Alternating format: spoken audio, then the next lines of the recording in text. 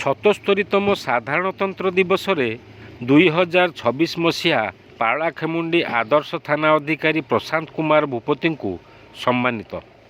ଗଜପତି ଜିଲ୍ଲା ସଦର ମହକୁମା ପାରଳାଖେମୁଣ୍ଡି ସ୍ଥିତ ଶ୍ରୀ କୃଷ୍ଣଚନ୍ଦ୍ର ଗଜପତି ସ୍ୱୟଂଶାସିତ ମହାବିଦ୍ୟାଳୟ ଖେଳପଡ଼ିଆଠାରେ ହୋଇଥିବା 77ତମ ଜିଲ୍ଲାସ୍ତରୀୟ ସାଧାରଣତନ୍ତ୍ର ଦିବସ ଅବସରରେ ପାରଳାଖେମୁଣ୍ଡି ଆଦର୍ଶ ଥାନା ଅଧିକାରୀ ପ୍ରଶାନ୍ତ କୁମାର ଭୂପତିଙ୍କୁ ଜିଲ୍ଲାର ଜଣେ ଦକ୍ଷ ଥାନା ଅଧିକାରୀ ଭାବେ ନିଜର କର୍ତ୍ତବ୍ୟ ସମ୍ପାଦନ କରି ସମ୍ମାନିତ କରାଯାଇଛି। ଶ୍ରୀ ଭୂପତିଙ୍କୁ ଗଜପତି ଜିଲ୍ଲାପାଳ ଅକ୍ଷୟ ସୁନୀଲ ଅଗ୍ରୱାଲ ସମ୍ମାନିତ କରିଛନ୍ତି। ଏହି କାର୍ଯ୍ୟକ୍ରମରେ ଗଜପତି ଆରକ୍ଷୀ ଅଧୀକ୍ଷକ ଯତୀନ୍ଦ୍ର କୁମାର ପଣ୍ଡା, ବନଖଣ୍ଡ ଅଧିକାରୀ କେ ନାଗରାଜୁ ପ୍ରମୁଖ ଉପସ୍ଥିତ ଥିଲେ। ଗଜପତିରୁ ବିବେକାନନ୍ଦ ବେହେରାଙ୍କ ରିପୋର୍ଟ, ଖୋଲା ଖବର ଟିଭି।